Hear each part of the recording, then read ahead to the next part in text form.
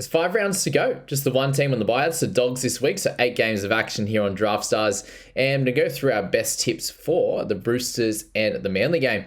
Outside backs, it's a very strange one. Last week I tipped Garrick to do well, and it's his lowest score in 5 weeks. So yeah, strange that he had a low one. So I would expect a bounce back here. They didn't play so well against the Dragons, and they definitely need to bounce back, just like the Roosters do as well. So, Teddy, very, very low last week as well. And we know that, 4 of his last 6 games have been over 65. So he's definitely one that could be a game breaker for you. Billy Smith has been much more consistent in recent times. So 12-2 is definitely one to look out for. And same with Tolu Kola. 2 really, really good games as well. So you're definitely not short for guys that could score well for you here. Daniel Tupou also just under 42, his recent average. So with Jason Saab doing really well also, there's a lot of guys that you could select here. And likely one of these cheap guys end up in your flex. For the halves hookers, DCE, the clear top option there. Brandon Smith looked like he will get really, really big minutes again. So I'd be pushing between DCE and Brandon Smith. Lockie Croker's been in a rich vein of form. I'm not sure if he can keep that up. His price has gone up plenty as well. In the forwards, Matt Lodge continues to be the guy that I'll get you to select. Sipley and Hargraves are the other ones. So Sipley coming off a few low ones. I definitely think he's due for a 40 plus.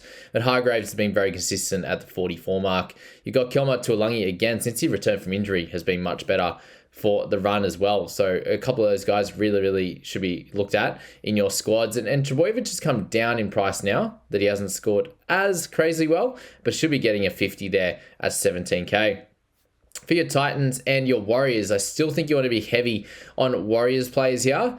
In the outside backs, it's a little bit harder though. So definitely in the half position, you want to be looking at Sean Johnson. He's the clear one to look at. But in the outside backs here, Rocco Berry has been the more consistent guy over the last 2 weeks anyway. And then for the Titans outside backs, it's Philip Sami and Kelly up top, but they are the most expensive. So if you think that the Warriors could dominate here, then Dallin could do well on that right side as well. But really, you want to be looking probably up top here, anywhere between those first 4 guys.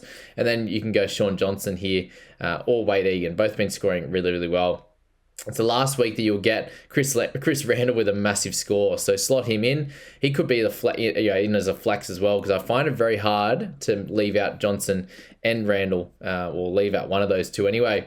Dave Fafita had a much better score last week. I can definitely expect him to do the same, but it is up against Murata Niokore, who is a very, very solid defender at that. Mitch Barnett's coming off some really decent scores there at 15.5K. If you can get him close to a 50 average, just a beauty. And then Aaron Clark as well. So still lots of options in this game. It's going to be very hard to select that one just because of the amount of options. But if you're selecting multiple teams, then that could work out great for you. Panthers and Storm, I'm expecting a closer game. Marion Seve, I still expect him to score pretty well. He just always seems to be on the money in that one. I doubt Hosking actually plays centre, but if he does, he's not going to be too bad because he'll definitely get in on the tackling side. And strangely enough, it's only Isaac Tunga who's not actually playing that's very high up on the list. So really mixing in between, To'o continues to score well as well, and Seve I think is going to be the play. Nathan Cleary, the best top option, obviously. Munster's been very consistent. Grant went nuts last week as well. So mixing those top 3, but Jerome Luai is the guy that has been absolutely killing it. Seems to be getting, seems to have spiders on him, and he's the guy I'd be looking at in that mid-range, at least, in the flex if you can't fit, if you're not going to pick him and you want Cleary, for example, there. Scott Sorensen, he's way too cheap at a 56.5 average last 3. 16K is where he's at. It's just way too cheap, as I said. Liam Martin, also very solid, a 45 average guy. Christian Welch, this is definitely a type of game where he should be able to score really well. And that's all I would be looking at from that game. Moving on to the next one here. We got the Cowboys up against the Broncos. So lots happening in this one. It's going to be a very, very tight tussle. Valentine Holmes is gone. Drinkwater, I'm going to find it a little bit hard for him to score massive this week. So 22K, I'm going to pass. And I'd rather pick someone like Payne Haas at that same 22K. Him or Carrigan are going to be the play for the forwards there. You got Flegler, who's averaging 42. He continues to do well. Jordan McLean, very, very cheap. So I think he's a guy that you could look at for sure. That he's going to get those type of minutes pretty comfortably there in the forwards. In the outside backs, you want to be looking a little bit cheaper. Kadoni Staggs has found a good rich vein of form. He's going to come up against not Val Holmes, will it? It's who's it going to be on that left hand side? Yeah, it's going to be Labart, likely. or they're going to move Valame into the centre. So, yeah, I think Tony Staggs is the play in this one. Pitiku has been very, very solid, so keep looking at him. That 41 average still in that one. And then the halves hookers, Adam Reynolds, the clear top pick, obviously, in this one. I wouldn't really stray outside of that. Dolphins come up against the Knights in our next one, and I'd still be just pushing towards all the Knights outside backs. Any one of them is going to do great for you. Dom Young even averaging 50 over his last 3. So if you can get a little bit extra value out of them, sweet. If you think that one of these top guys is going to go out and dominate more, like a Ponga or Gagai at 18K, then great as well. Try and get as many as possible in your side. And then don't spend up much in the halves hookers. You want to be looking at Hastings. You want to be looking at Crossland. In this one, I'd be sticking with Phoenix.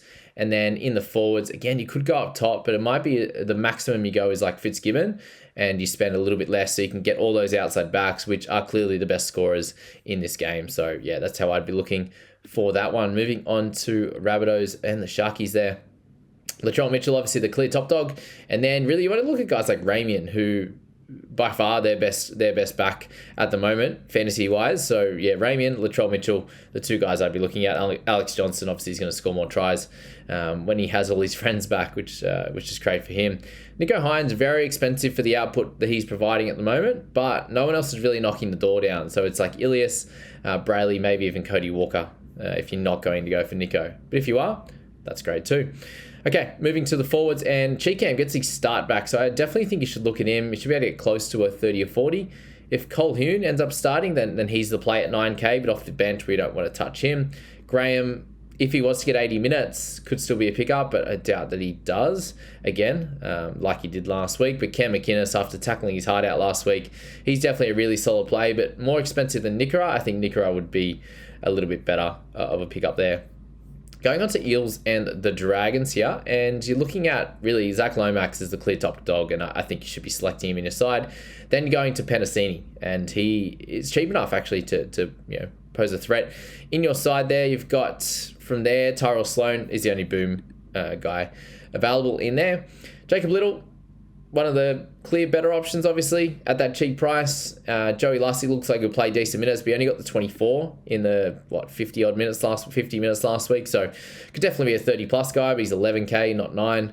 And then Ben Hunt, how's he going to go this week? Went solid last week, really good the week before, and then Dylan Brown, his first game back. I definitely would rather select Moses over Brown at this point. Cartwright continues to score well, averaging 60. Billy Burns averaging 54. Those two guys likely to be in my side. And also Dan Russell at 11-4. You can't miss out on him. Definitely in that one. So look at those three guys very clearly. And then our last one, Raiders up against the Tigers. And in the outside backs, we do see Seb Chris go back to the centres where he does score very, very well. So I would look to him in the centres. He's actually, he's had a really, really good month, but last year in the centres he had some of his better games, and it took him a while to get sorted in the fullback position. It'll be interesting to see how he goes back in the centres. And then Matt Timoko continues to be their best scorer, even though he had a lower one last week, but still very consistent at that 39. Nick Kotrick comes back in at the cheap price too. So if you want to chuck him in as a bit of a lucky one, then that'll work out well. Avi Coruscant is the boom or bust guy, so I'd be selecting him. And then in the forwards, Corey Horsburgh should get back to big minutes this week. I wouldn't bank on them leaving him on the bench for longer than sort of 10 to 15 in this one. And then from there, Bateman and IPAP, okay. But I think you can get a little bit more value down below there. Elliot Whitehead, strangely, has been scoring really well. So 39's been his lowest in the last little bit.